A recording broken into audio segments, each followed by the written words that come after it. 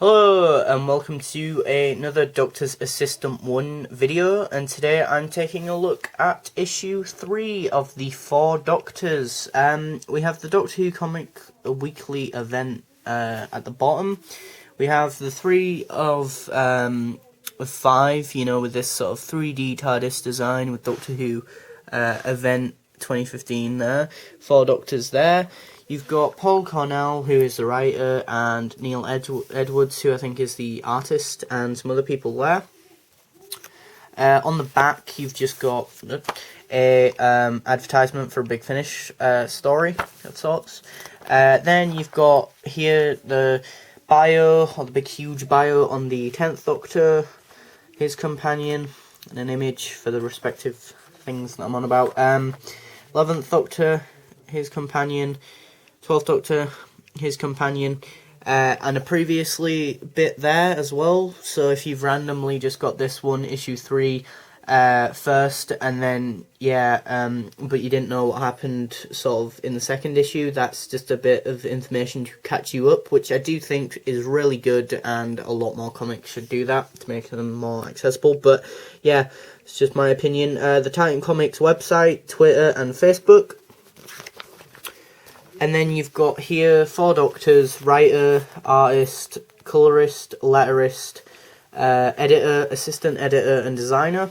And then you've got this, you got the rest of the story and stuff, the respective artwork and that, which I really like this panel. There's this one huge panel of this sort of vortex of doom. It reminds me a lot of the series 8 sort of time vortex with the sort of time like clock thing, which I quite like. And then also in the back you've got the obviously picture of the next issue. You've got advertisements for the graphic novels and stuff, and you've got advertisements for the other comics you could get and their digital downloads and stuff. I'll be honest, I don't think it started as well as it could have done.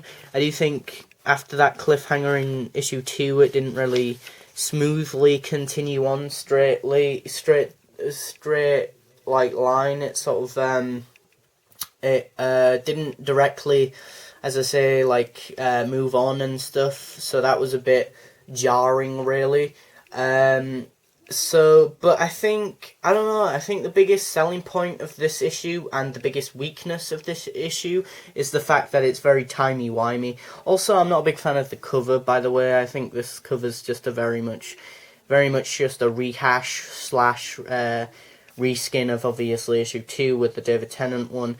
I don't know which one I prefer. I just prefer number 1, or the first issue, cover-wise anyway.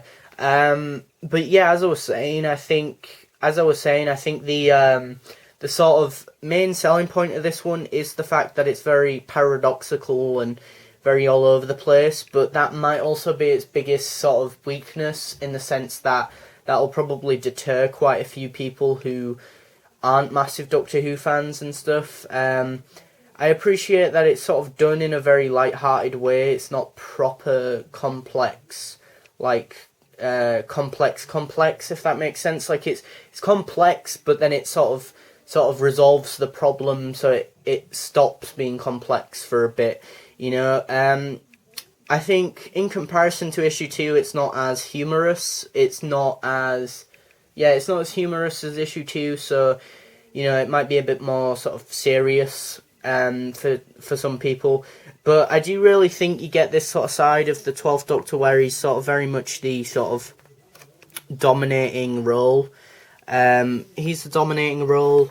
11 is very much the sort of bits of humour.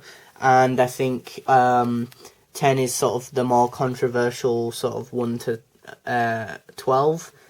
And I think whereas we saw a lot of her perspective in issue 2, we get a lot more of her perspective in this issue, and so I'm assuming in issue 4 we might get a bit more of Clara's sort of perspective and whatnot, therefore her perspective. But and we also get 2 alternative timelines with 10, which I think is one where he becomes sort of the Time Lord victorious, a what-if situation, with like Waters of Mars, and then there's sort of a what-if moment with 11, where you've got this sort of what if with the wedding of Riversong, where what happens if if he just didn't get saved by Riversong and it just stayed that same day for the rest of eternity, really.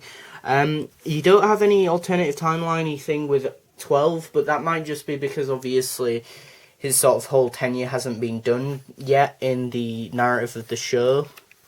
So, but yeah, they introduced this sort of weapon thing, which does have effects in the plot, which I won't ruin really. But I still think the artwork's superb. It's definitely up there. It's nice. You from time to time get these one big panels pages, which I do like. As I say, there's that nice one where 11's getting shot at. Well, 10, 11, and 12 are getting shot at, but you also get this one, which again is very reminiscent of the Series 8 title sequence. But then you get more very simpler ones where you just get like an explosion and like a big letters for like the boom sound effect and whatnot. But yeah, it is a good story, and it was enjoyable, but I think, I don't know, it was a romp of a read even, but I think as I say, I think its biggest selling point being very sort of timey-wimey might be its biggest weakness at the same time. So, but yeah, I think if you're a fan of sort of paradoxical timey-wimey stuff, I think you might enjoy this. But if you're not so keen on that sort of stuff, this might be a miss for you. But if you have this issue, please do tell me what you think about it in the comment section below, and please do comment, rate and subscribe to my channel. Thanks for watching, and goodbye.